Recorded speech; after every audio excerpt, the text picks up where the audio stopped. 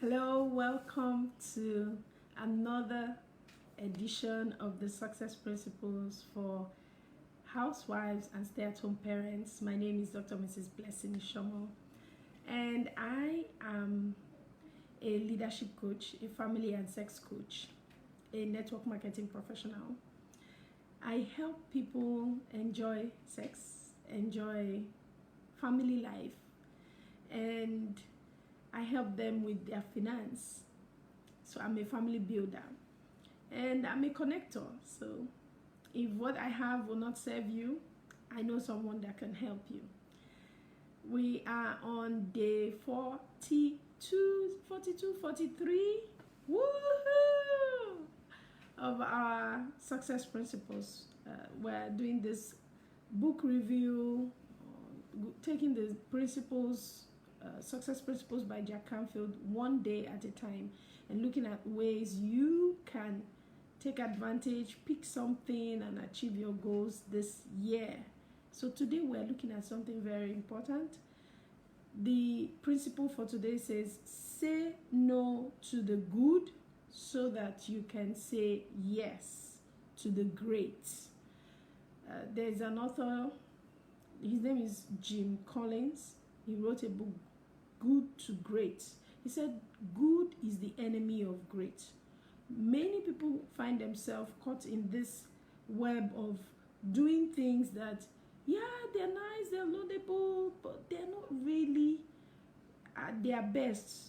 More like just average or mediocre activities that are just taking all the time. Remember the time you were supposed to focus on building your business or completing your book, and you ended up using that time to attend parties or go run another person's errand in the name of, you're helping, but actually your time has just been taken up by things that are not really focused on you becoming great. In the network marketing space, they talk about you becoming aware of the kind of team members you work with. So you find some people, they are always nagging. The product is never okay. The price is never okay. They always have one thing to say about how they're not being supported and all that. And a lot of times when you pick up the call, you spend hours not achieving one income producing activity. And then there's this other group within that same team. As you call them, they are either linking you up with someone that they want you to explain things to, or they're telling you that they just made a sale, or they're asking you to come talk to their people. They are producing. They are on the go. If they are calling you, they encourage you.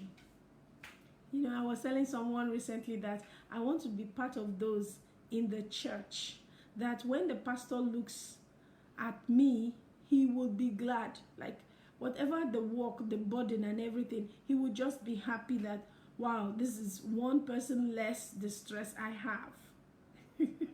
So where do you fall? And you that is listening, think about your life, family life, business life, and all those other areas. Where would you find things like this? You spend your time, so much time, on things that are not really moving you forward. You spend your time with those that are not bringing in the money, and you can never please them. There is always something. So this is saying, take a look at where you are spending your time. See, the Pareto principle talked about 20% of the effort brings 80% of the returns.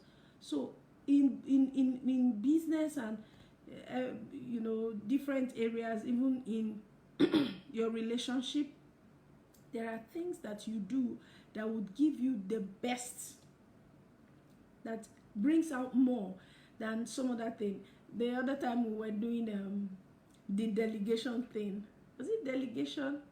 And I was saying I was discussing when the internet went off, and I said some women will just stay in the kitchen and they'll be cooking, sweating, cooking, and the husband is just so pissed off. He just wants to have the wife by him and play or chat or have fun.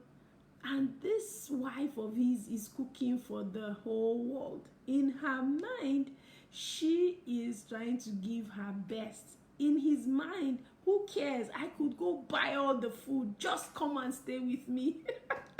So you can imagine in this scenario where the wife is placing all the time on things that at that time, or it's a habit, things that don't serve, and then she comes to meet the man finally exhausted, smelling of onions.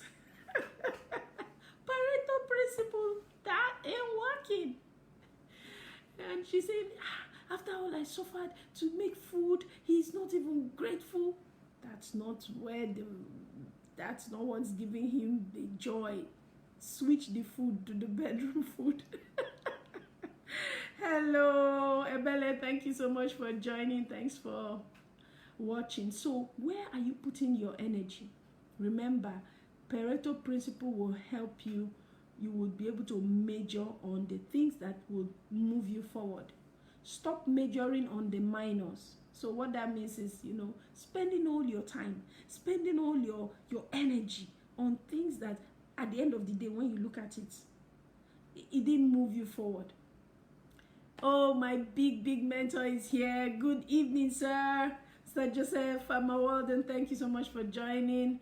Recently I stumbled on one YouTube like that, and it was talking of all these, couples, doing this, during a wedding reception, the wife will have one of the male shoe and one of the female shoe, and then they are doing the couples game. Who eats more rice? Somebody who is more outgoing. So I found myself wrapped in a particular one, and I noticed that the time was just going, and I'm asking myself, what exactly are you doing? So mindlessly watching TV, mindlessly surfing the web, when you could use that time to do something productive, is what we're talking about. Yeah, it's nice, you will learn things, you would relax, but when the things are becoming off more and more, when anybody wants to go to the market, you are the one they call.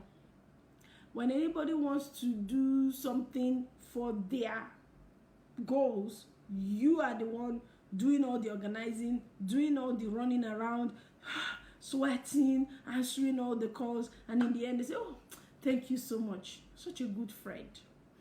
All the time. Think about it. Yeah, it's good to help your friends. Yeah, it's good to, be at the front of doing things for the community. I'm not saying these things are bad, but weigh it when that's all you do all the time. You are saying yes to the good, and you are saying no to the great, because the things that move you forward, you ain't getting them done. Some people are chasing mediocre prospects that will drill you and wear you out, and they won't buy. They won't join. One of my big brothers was telling me that, you talk and coach and teach and train, and all you get is God bless you. God bless you does not put food on the table. Like the empty pot on the fire, God bless you does not put the oil and all that is needed to make a meal. We had a good laugh that day. So where are you spending most of your time? So we've talked about you not majoring on the minors, making that thing that doesn't serve you much the main thing. Like Stephen Covey would say, being stuck in the thick of thin things that are not relevant. Some people are spending their data, spending a lot of time on who won whatever reality show. And hello, nothing is coming to you. Wake up. So where do you spend your time? and they gave a fantastic example of Sylvester Stallone. He's happened to be recently one of the people that I've come to listen to his stories from different mentors. It's really inspiring. He sat down, he watched a fight between Muhammad Ali and one Chuck Wepner, and he was amazed. Just within that fight, there was a time Chuck Wepner hit Muhammad Ali and he fell, and everybody, they were shocked. Overconfidence cost Chuck Wepner, overconfidence and mindset cost Chuck Wepner a golden opportunity to finish the champion of all time then and, you know, win the game. Muhammad Ali came back up and using experience and, you know, confidence sealed the game. He, you know, retained his title. But within that time, Sylvester Stallone was a struggling writer, actor. He watched it, and within 3 days, he wrote the movie Rocky Balboa, the, you know, boxing movie. And when he wrote it, he took it for it to be turned into movie. They said to him, "We'll pay you this amount because this is your story." And then they also offered the Chuck Wepner an amount of money. Say, because it's about your life, we'll pay you this amount for this film, or you take 1% royalty for the film. Chuck Wepner collected his immediate, was it 700 and something? He collected the money. Was it 7,000, 70,000, something in that. He just collected the money just there and then. He said yes to the good. He collected the money and off he went. Rocky, played by Sylvester Stallone. Sylvester Stallone said, "Nope, you ain't paying me for this. I will be part of this movie and I'm taking the lead role." They said, "No, we have some other people that can act it." He said, "No, if you are going to turn this into a movie, I am okay with the meager salary of an actor and I will do the lead role." Do you know that? Well, you know, Rocky went on to become best-selling, Oscar-winning, won Best Pictures and all that. And for Stallone, nominations for writing and acting, he grabbed his opportunity. He said yes to the great. Yes, I'm going to just suffer a while, but I am going to be on the limelight. And he used Rocky and, you know, Rambo. How many of us remember Rambo? Hey! Rambo, these two films, in the end, they made so much money from franchise, from all the royalties, $2 billion US. Chuck Wepner missed out on the great. I'm sure if you see Chuck Wepner moving right now, if you see his picture, you won't even know who he is. But how many of us know Sylvester Stallone? That's deep, really deep. Sometimes we say yes to the good and we say no to the great. So how do you look at what is good and what is great in your life? Get out a pen, write down all the opportunities that are coming your way. In fact, I just realized that there's something that is very great in my life right now that I'm putting in a back burner and it has to come to the front. What about you? Write down all your opportunities. Ask yourself the 20-80 rule, right?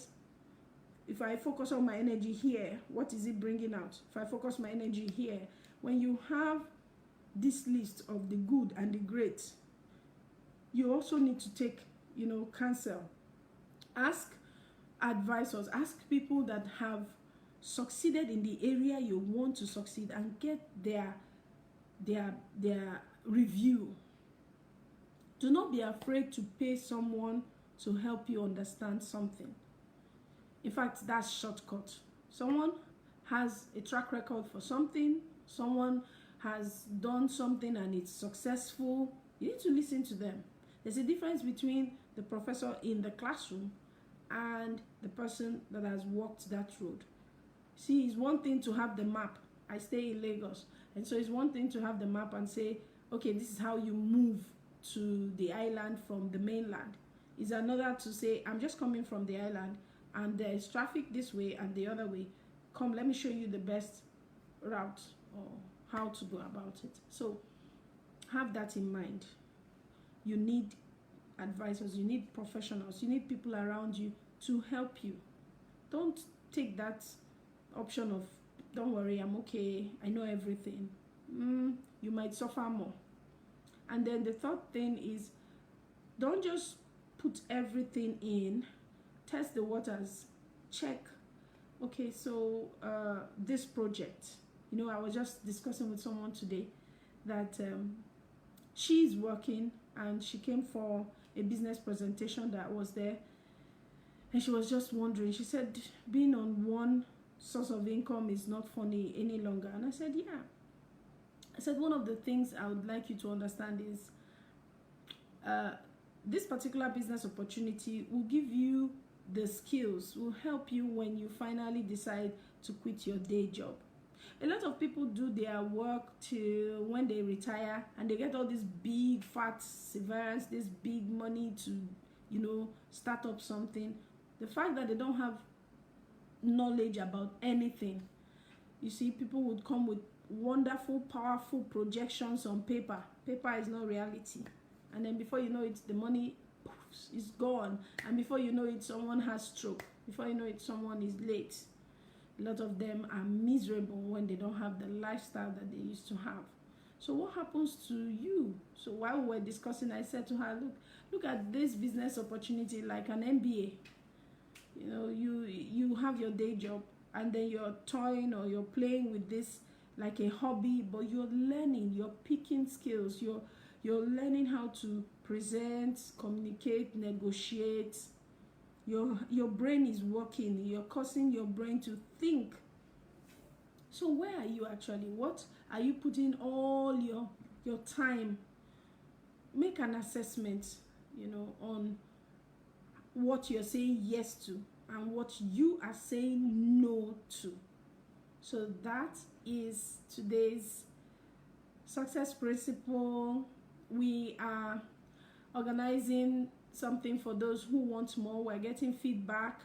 So if you want to be in the inner circle, you want to join us in using the success principles to achieve your goals this year, we have a link that you would click on and you get to join us when we're doing the Zoom meetings and other things. So I look forward to seeing you on the inside.